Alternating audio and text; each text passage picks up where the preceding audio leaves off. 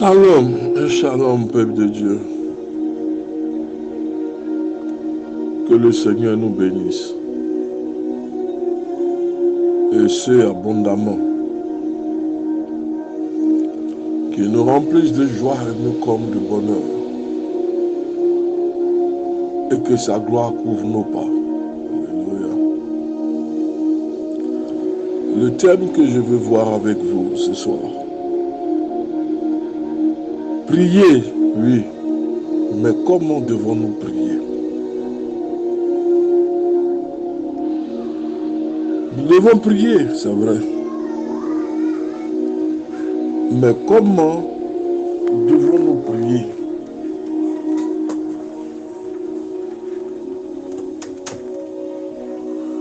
Comment devons-nous prier? Marc 12, le verset 30. Tu aimeras le Seigneur ton Dieu de tout ton cœur, de toute ton âme, de toute ta pensée, de toute ta force. En un mot, tout ton être doit aimer le Seigneur. Tu dois être un homme, une femme remplie de l'amour de Dieu.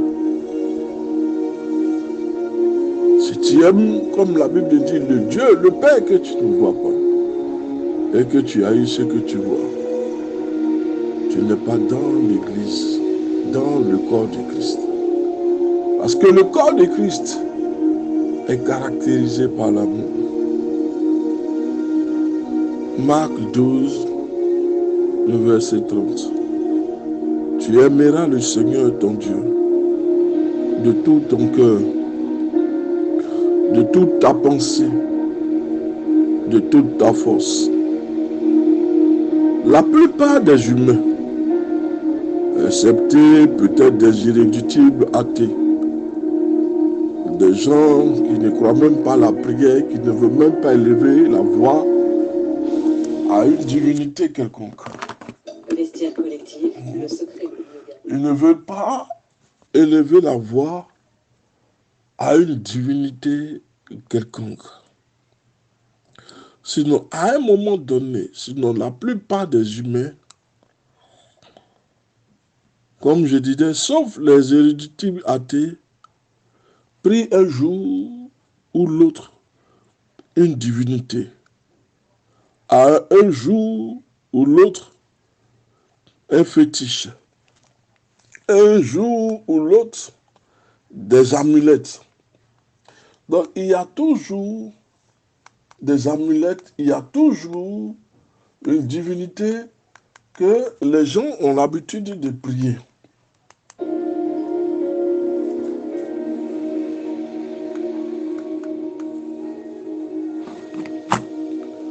La plupart des humains,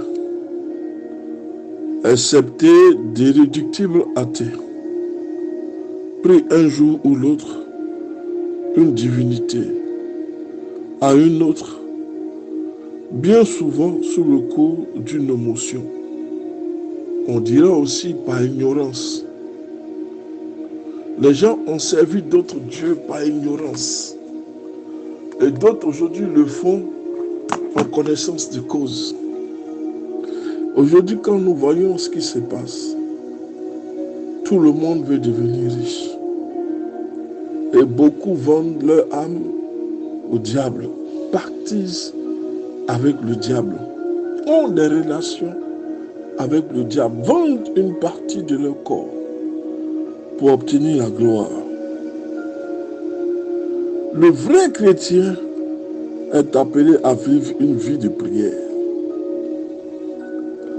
Une vie de prière qui est le fruit d'une relation avec son Dieu. Vous ne pouvez pas rester sans prier. David prie 3 fois par jour. Il y a de la joie à être dans la présence de Dieu. Tout le monde, à un moment donné de sa vie, va fléchir genoux pour porter une prière, soit à l'Éternel, soit à des divinités quelconques. Mais nous disons que Le vrai chrétien est appelé à vivre une vie de prière. Et cette vie de prière est le fruit d'une relation intense avec son Dieu. Une vie de prière est bien qu'une prière à la sauvette. C'est des temps et des heures de prière. C'est des prières intenses, jour et nuit. Ce n'est pas des prières à la sauvette que vous faites des prières de 3 à 4 minutes. Vous n'entendez même pas le code du Saint-Esprit. Vous fermez la prière. Vous ne pouvez pas rentrer dans la présence de Dieu et ressortir comme vous êtes parti dans une foi. Non. Quand vous priez, vous devez forcément entendre la voix de Dieu. Il y aura forcément une manifestation du Saint-Esprit. C'est ça, passer le temps dans la prière. C'est ça, une vie de prière. Une vie de prière intense. L'intensité de la prière, ce n'est pas la prière de 4 minutes, non. C'est de dépendre généralement et efficacement de Dieu. L'aimer, le prier, non, ce n'est pas la prière à la sauvette. C'est une prière qui nous met en relation avec Dieu. Jésus rappelle à ses disciples, tu aimeras le Seigneur, ton Dieu, de tout ton cœur, de toute ton âme, de toute ta pensée, de toute ta force. La prière devient alors un exercice de dépendance absolue et d'humilité devant Dieu. Je le prie chaque jour parce que c'est mon Dieu. Je veux passer des heures et des heures dans sa présence. Que personne ne m'embête, que personne ne me gêne. Je veux écouter la voix de mon Dieu. C'est des temps de prière. C'est des prières à fond. Ce n'est pas des prières de 3 ou de 4 minutes. C'est des prières où vous voyez la gloire, la manifestation de Dieu. N'allez pas rentrer dans la présence de Dieu et sortir comme si on vous poursuivait. Non. Vous devez en sortir avec satisfaction, avec joie. Moïse rentre dans la présence de Dieu pendant 40 jours. Il ressort. On ne peut voir le visage de Moïse. Il y a un tel éclat et il y a une telle bonté sur le visage de Moïse. La prière est un exercice de dépendance. C'est parce que je crois à ce Dieu-là que je me mets à le prier. Nous sommes dépendants de l'Éternel. C'est une forme d'humilité devant Dieu. Skip Helsing dit ceci. Il rappelle qu'aux États-Unis, la moyenne de temps passé par n'importe quel utilisateur d'un ordinateur ou d'un smartphone à gérer ses mails chaque jour est d'environ 50 minutes. Pour certains d'entre nous, ça peut aller au-delà, 1 heure, même 2. Par contraste, combien de personnes ont le temps en moyenne à passer devant le Seigneur?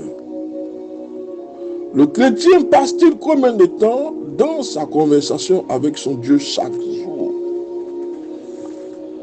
Si nous perdons du temps, 50 minutes, voire 2 heures, sur les téléphones, Facebook et autres,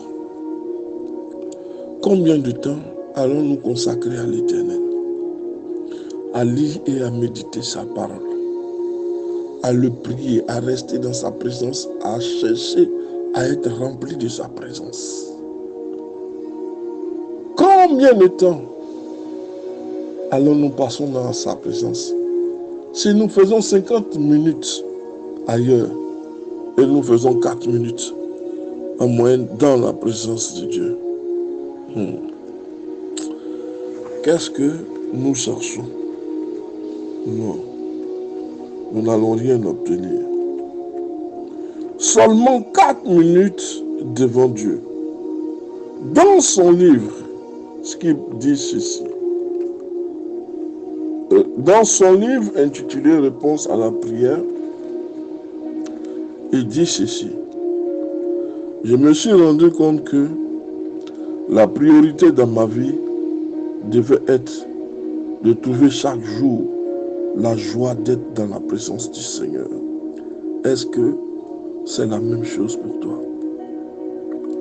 De rester dans la maison du Seigneur, de l'adorer en tant que Dieu, de le magnifier, de le glorifier en tant que Dieu, de nous prosterner devant lui, de le prier, de lever la voix, de le glorifier pour tout ce qu'il fait pour nous chaque jour.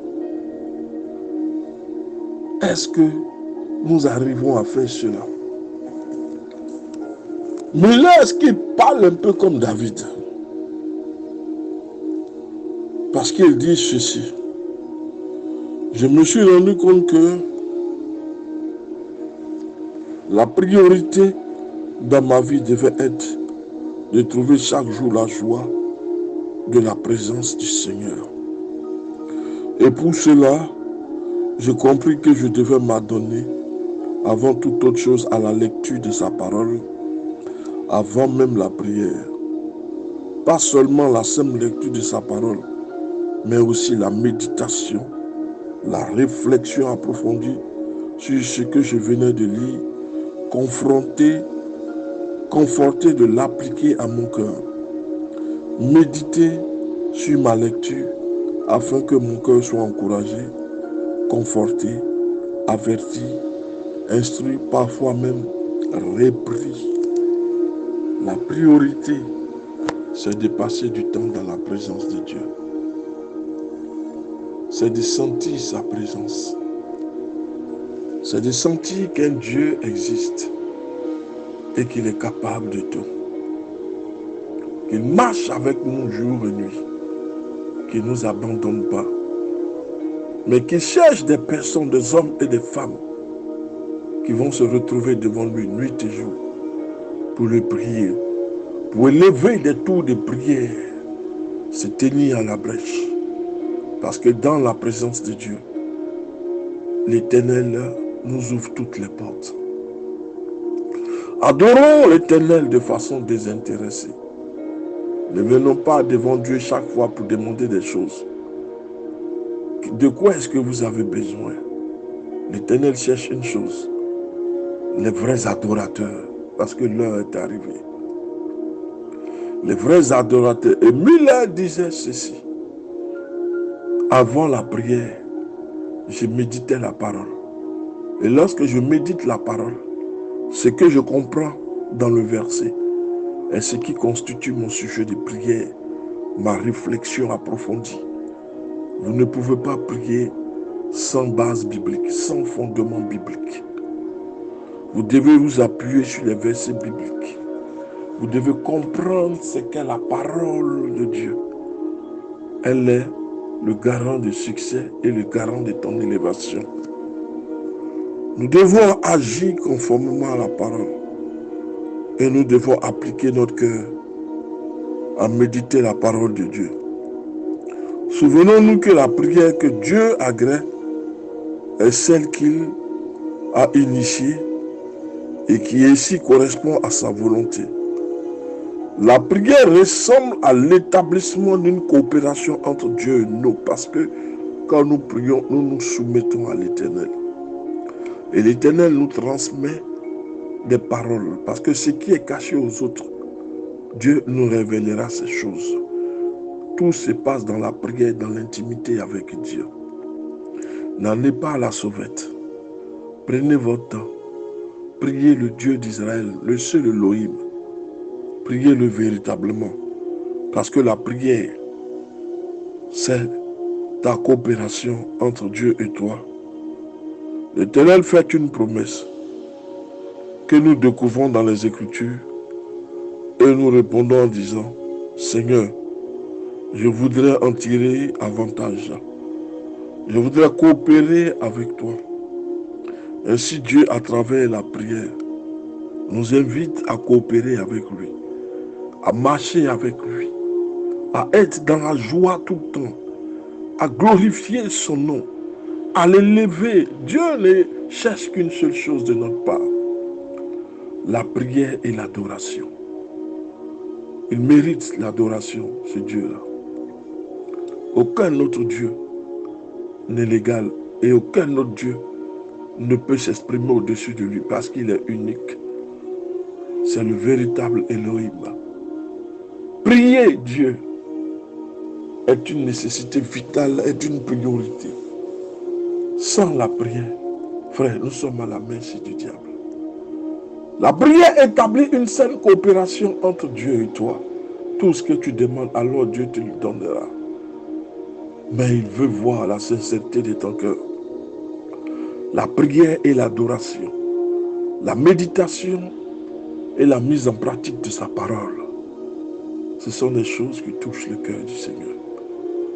Que Dieu vous bénisse. Pasteur Samuel.